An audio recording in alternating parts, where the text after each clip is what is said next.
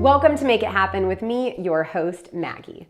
Whether it's January 1st or the start of summer or weeks leading up to vacation or a birthday milestone, the word diet, and I'm saying air quotes for any of you listening on Spotify, enters your vocabulary quite often. And when you start said diet, whether it's keto or low carb or just cutting calories overall or following specific macros, etc., there are rules to follow in order to see results. And often they are relatively strict rules. At some point, the rules become hard to follow. They're overwhelming and quite possibly a 180 turn from your typical diet before you started this diet.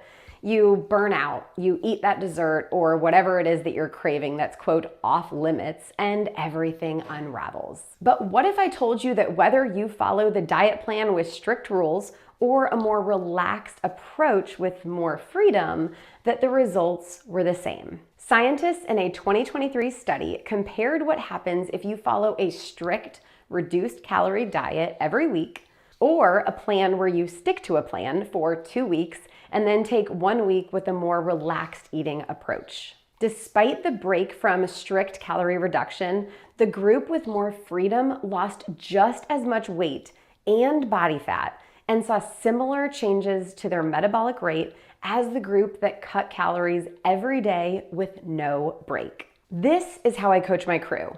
I guide them to improve their nutrition and balance in sustainable ways. And research suggests that the less strict diet plans are just as effective as plans that are more restrictive with daily cutting and rigid rules. This isn't specifically the structure I coach in my crew. I coach you to find your path and pave it. But the overarching message is that flexibility and being able to stick with the changes that you're making is absolutely key. I also encourage taking a weekly average of calories versus strict adherence to a daily calorie goal. This also gives flexibility because instead of obsessing over hitting 1,600 calories every single day, you take those 1,600 calories, you multiply by 7 days in the week, which gives you 11,200 calories for the entire week. Well, maybe you know you're going out to eat on Friday and you want to enjoy the spread of food during the football game on Sunday. You have flexibility to say, okay, those 2 days I'm gonna ease up and maybe I consume 2,000 calories, I don't know. It's a break from being strict. It's a mind reset. And that leaves you with 7,200 calories for the other 5 days, averaging, let's say, 1,440 calories each day.